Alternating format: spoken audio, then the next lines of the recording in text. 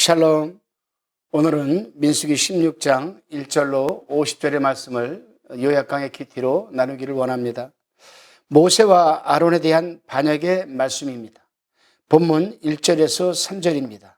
레위 증손 고하스의 손자 이스라엘의 아들 고라와 르우벤 자손 엘리압의 아들 다단과 아비람과 벨레스의 아들 온이 당을 짓고 이스라엘 자손 총회의 택함을 받은 자, 곧 회중의 유명한 어떤 족장 250인과 함께 일어나서 모세를 거스리니라. 그들이 모여서 모세와 아론을 거스려 그들에게 이르되 너희가 분수에 지나도다. 회중이 다 각각 거룩하고 여호와께서도 그들 중에 계시거늘 너희가 어찌하여 여호와의 총회 위에 스스로 높이느뇨. 레위 자손 고라와 르벤 자손 다단과 아비람과 벨레스의 아들 온이 추종자 250명이 당을 지어 모세와 아론을 대적했습니다. 이유는 모세와 아론, 왜 당신들만 이스라엘 백성들 위해서 군림하느냐? 왜 하나님 행세를 하느냐? 바로 이 부분입니다. 모세와 아론, 당신들만 하나님의 중보자요 제사장이요 이스라엘 지도자냐? 지도자의 직과 제사장직을 다른 사람들과 공유해야 하는 것이 아니냐라는 것이었습니다. 얼핏 무리들의 주장은 합리적이며 타당성 있게 들리기도 합니다만, 그러나 그것은 이미 하나님께서 모세를 통해 이스라엘 공동체 안에 세우신 하나님의 질서와 법도를 부정하며 자기들의 욕심을 채우려는 반역이었습니다.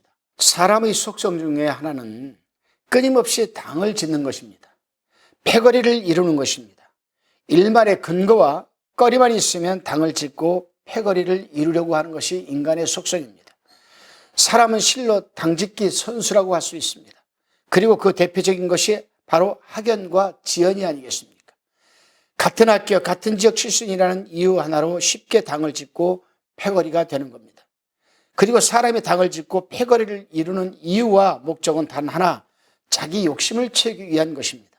사람은 혼자 살아갈 수 없는 존재이기에 당을 짓고 패거리가 되는 것이 아니라, 외로움 때문이 아니라 실은 멈추지 않는 자기 욕심을 채우기 위해 당을 짓고 패거리를 짓는 것입니다. 그러기에 그 마지막은 언제나 배반이고 상처가 되고 원수가 되고 기회주의자로 살아가게 되는 겁니다. 그러나 공동체로 살아간다는 것은 다른 것입니다. 특히 그리스도의 공동체로 살아간다는 것은 말씀의 권위를 인정하고 말씀에 기반을 둔 공동체의 질서를 존중하면서 자기 욕심과 이익이 아니라 존재를 귀하게 여기며 사랑과 겸손과 나눔을 통해 더불어 사는 것이 아니겠습니까? 그리스도께서 그리하셨듯이 자기 희생을 염두에 두고 살아갑니다. 궁극적으로 역사의 마지막까지 영원한 하나님의 나라를 지향하는 것이 바로 공동체인 겁니다. 4절로 19절은 이 반역한 무리에 대한 모세의 반응입니다.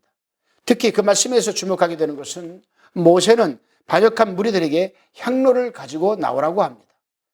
향로를 들고 여호와 앞에 나서라는 겁니다. 본문 6절에서 7절 말씀입니다. 이렇게 하라. 너 고라와 너희 모든 무리는 향로를 취하고 내일 여호와 앞에서 그 향로에 불을 담고 그 위에 향을 두라. 그때 여호와의 택하신 자는 거룩하게 되리라.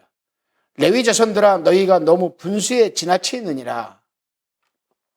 다시 16절 18절입니다. 이에 고라에게 이르되 너와 너희 온 무리는 아론과 함께 내일 여호와 앞으로 나오되 너희는 각기 향로를 잡고 그 위에 향을 두고 각 사람이 그 향로를 여호와 앞으로 가져오라. 향로는 모두 250이라. 너와 아론도 각각 향로를 가지고 올지니라. 그들이 각기 향로를 취하여 불을 담고 향을 그 위에 두고 모세와 아론으로 더불어 회막문에 서니라. 그렇다면 모세는 왜 반역한 고라의 무리들에게 다른 것도 아닌 향로를 들고 여호와 앞으로 나오라고 하겠습니까? 그 이유가 무엇이겠습니까? 레위기서 10장 1절로 2절을 보면 아론의 두 아들 나답과 아비후가 향로에 하나님께서 명하지 않은 다른 불을 담아 향을 피워 하나님께 분향하다 죽임을 당하는 모습이 나옵니다. 그 후 레위기 16장을 보게 되면 아론은 철저하게 하나님께서 명하신 대로 정성껏 하나님께 분향을 하게 됩니다. 레위기 16장 12절 13절에 향로를 취하여 여호와 앞 단 위에서 피운 불을 그것에 채우고 또 두 손에 곱게 간 향기로운 향을 채워가지고 장 안에 들어가서 여호와 앞에서 분향하여 향연으로 증거계 위 속죄소를 가리우게 할지니 그리하면 그가 죽임을 면할 것이며 모세가 반역한 무리들에게 향로를 들고 여호와 앞에 서라고 한 이유는 하나님께 향을 드리는 일이 하나님께서 제사장에게 부여하신 제사장 고유의 거룩한 일이었기 때문이었습니다. 모세는 바로 그것으로 누가 옳고 그른지를 판단하겠다는 것입니다. 지금 그렇습니다. 때로는 무엇이 옳고 그른지 판단하기 어려운 경우가 많습니다. 더욱이 오늘날처럼 그럴듯한 거짓과 음모가 판을 치는 시절에는 더더욱 그렇습니다. 그러므로 옳고 그름, 참과 거짓에 대한 바른 분별력이 필요한 시대가 바로 오늘 이 시대입니다. 그 길이 바로 뭐냐? 바로 성경입니다. 왜냐하면 성경은 옳고 그름을 판단하는 기준이며 분별하는 하나님의 말씀이기 때문입니다. 그러므로 철저하게 성경으로 돌아가야 합니다. 성경의 사람이 되어야 합니다. 말씀 앞에 오래 머물며 순종을 들고 말씀을 통해 말씀하시는 하나님께 들어야 하는 것입니다. 20절로 35절은 고라와 그 일당에 대한 하나님의 심판이 기록되어 있습니다. 하나님은 고라와 그 일당들이 모세와 아론을 대적한 일로 온 이스라엘을 심판하려 하셨습니다. 그러자 모세와 아론은 자기 목숨을 걸고 하나님을 만류했습니다. 그리고 하나님은 모세와 아론의 만류를 들으시고 고라와 그 일당들만 땅을 갈라 삼켜버리고 말았습니다.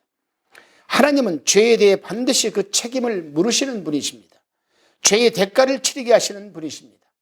말씀을 무시하고 더러운 자기 욕심을 쫓는 자를 벌하시는 분이십니다. 그럼에도 오늘 사람들은 말씀을 무시하며 살아갑니다. 시대가 말씀을 멸시합니다. 공의와 정의의 말씀을 그저 좋은 소리, 좋은 기록 정도로만 생각하며 신앙생활을 하는 사람들이 참으로 많습니다. 그러기에 별거리 낌 없이 쉽게 죄를 짓습니다. 모른다고 무조건 우기면 되는 줄 압니다. 진짜 비극의 시작이 바로 그것입니다. 그러기에 스스로 기회를 놓치고 있습니다. 그러므로 말씀 앞에 용기를 내어 자신의 죄와 허물을 시인하고 용서를 구해야 합니다. 죽더라도 책임질 태도를 가져야 합니다. 그러면 말씀이신 그리스도께서 품으시고 새로운 기회와 복된 약속의 자리로 이끌어주는 것이 아니겠습니까? 향로와 온 이스라엘 회중의 반역에 대한 말씀입니다. 본문 38절의 말씀입니다. 사람들은 범죄하여 그 생명을 스스로 해하였거니와 그들이 향로를 여호와 앞에 드렸으므로 그 향로가 거룩하게 되었나니 그 향로를 쳐서 제단을 쌓는 편처를 만들라 이스라엘 자손에게 표가 되리라 하신지라 라고 기록하고 있습니다. 하나님은 고라와 그 일당들이 남기고 간 구리 향로를 모아 두드려 펴서 제단을 씌우라고 하셨습니다. 그리고 그것으로 이스라엘 자손의 표를 삼으라고 하셨습니다. 곧 다시는 고라와 그 일당과 같이 반역하는 일이 없도록 경고를 삼으라고 하시는 것입니다. 죄가 무서운 것은 생명과 연결되어 있기 때문입니다. 죄는 단순히 비윤리적이며 민형사상의 법률적 위반의 문제가 아니라 생명과 연관되어 있는 악한 행위가 죄입니다. 궁극적으로 육체적, 물리적인 생명의 위해와 상실을 넘어 보이지 않는 영원한 생명을 잃게 하는 것이 바로 죄가 아니겠습니까? 죄의 심각성과 위험성이 바로 여기에 있는 것입니다. 그러므로 죄는 반드시 해결받아야 합니다. 그럼에도 오늘의 현실은 죄의 심각성을 잘 인식하지 못하고 진지하게 생각하지 않습니다. 오늘은 생명의 막중함을 가볍게 여기는 생명 경시 시대라 할 수 있습니다. 결코 소홀히 생각해서는 안 되는 것이 생명인데 생명의 문제를 소홀히 여깁니다. 아이부터 어른까지 뻑하면 죽인다는 말이 일상적 언어가 되어버리고 말았습니다. 자기 생명은 소중히 여기면서 남의 생명은 크게 중요하게 생각하지 않고 천하보다 귀한 것이 생명이거늘 정치적, 경제적 논리와 이득을 더 우선적으로 생각하는 시대가 바로 이 시대입니다. 무엇보다 육체의 생명 너머에 있는 영원한 생명의 현실에 대해 관심과 소망이 없습니다. 사는 동안 세상적으로 다 누리려 하고 죽으면 새로운 신세계가 열리고 다 천국 가는 줄로만 합니다. 심각한 착각과 환상 속에서 삽니다. 더욱이 교회에 등록하고 예배를 드리고 작은 봉사를 하면 천국행 티켓을 따놓은 것으로 여깁니다. 자칫 믿음의 실패와 죽음 뒤의 후회가 거기에 있는 것입니다. 죄와 생명의 문제는 여러분 맞물려 있습니다. 그러므로 죄 문제를 해결받지 못하고 우선 생명은 생각도 하지 말아야 하는 것입니다. 그러므로 죄 문제를 분명하고도 확실하게 해결받아야 합니다. 그 길이 바로 예수 그리스도이십니다. 오직 예수 그리스도를 통해 죄 문제를 해결받습니다. 다른 길은 없습니다. 오직 예수 그리스도가 죄 문제 해결의 열쇠이며 문이며 길이기도 합니다. 그러므로 예수 그리스도께 나와 예수 그리스도를 인정하고 마음에 예수 그리스도를 영접해야 합니다. 예수 그리스도의 용서를 받아들여야 합니다. 영혼과 인생, 과거와 현재와 미래의 새로운 시작을 선언하시는 예수 그리스도의 선언을 들어야 합니다. 그리고 예수 그리스도 안에서 그리스도의 말씀을 통해 온전한 인생의 길을 배워야 합니다. 버릴 것은 버리고 바꿀 것은 바꾸고 고칠 것은 고치고 지킬 것은 지키며 살아가야 합니다. 예수 그리스도 안에서 다시 난자로 날마다 말씀을 통해 인생을 다시 배우고 남은 인생의 의미를 찾아야 합니다. 조각가가 작품을 완성해 가듯 그리스도 안에서 인생이란 작품을 아름답게 훌륭하게 조각해 나가야 하는 것입니다. 이 마지막 기회를 놓치지 않아야 하고 그리스도 안에서 자신이 받은 이 선물과 복을 사람들과 공유해야 하는 것입니다. 41절로 50절은 모세와 아론에 대한 이스라엘 회중의 원망과 반역, 하나님의 심판입니다. 먼저 41절입니다.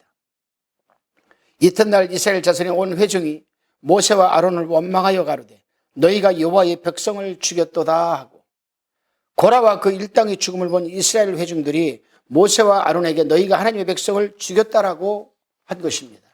다시 42절입니다. 회중이 모여 모세와 아론을 칠 때에 회막을 바라본 즉 구름이 회막을 덮었고 여호와의 영광이 나타났더라. 여기서 쳤다라는 것은 모세와 아론을 비판하고 욕질을 한 것입니다. 한마디로 이스라엘 회중이 말로 모세와 아론을 공격하고 때린 것입니다. 말로 린치를 가한 것입니다.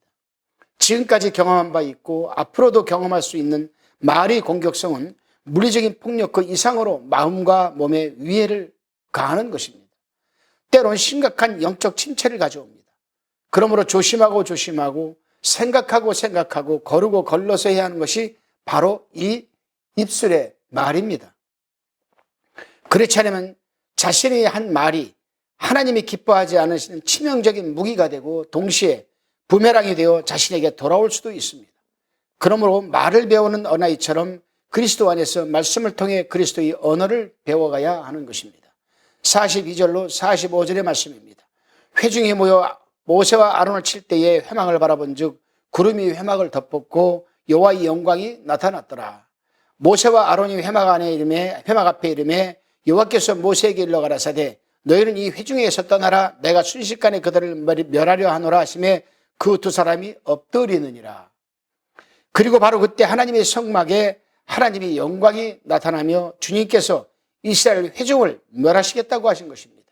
그러자 모세와 아론이 급히 하나님께 속죄의 향을 올려 이스라엘의 전멸을 지금 막고 있는 것입니다.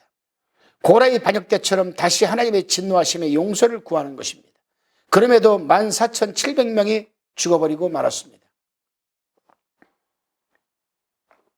인간의 역사는 하나님에 대한 끊임없는 반역의 역사가 아니겠습니까?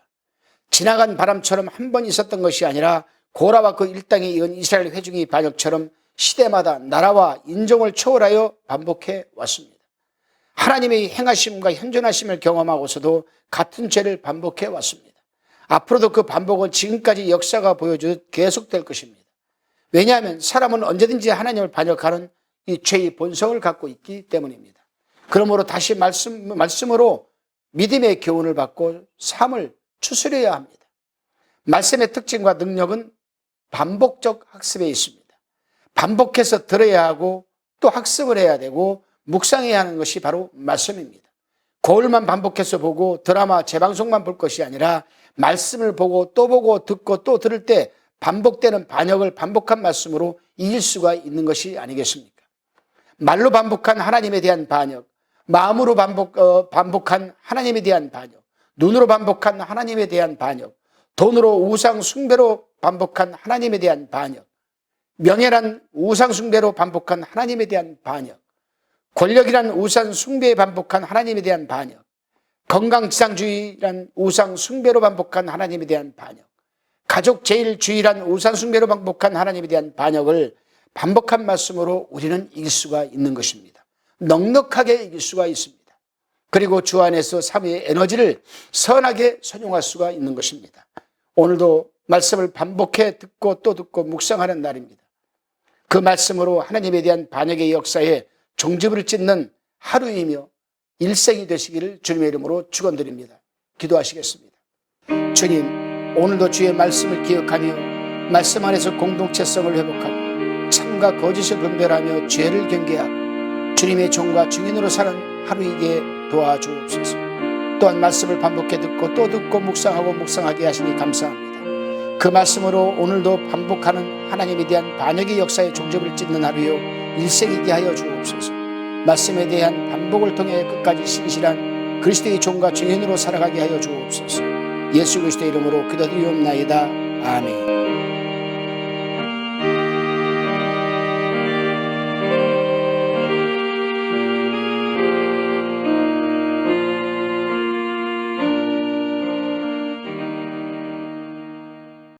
화평방송 구독, 좋아요 부탁드립니다. 감사합니다.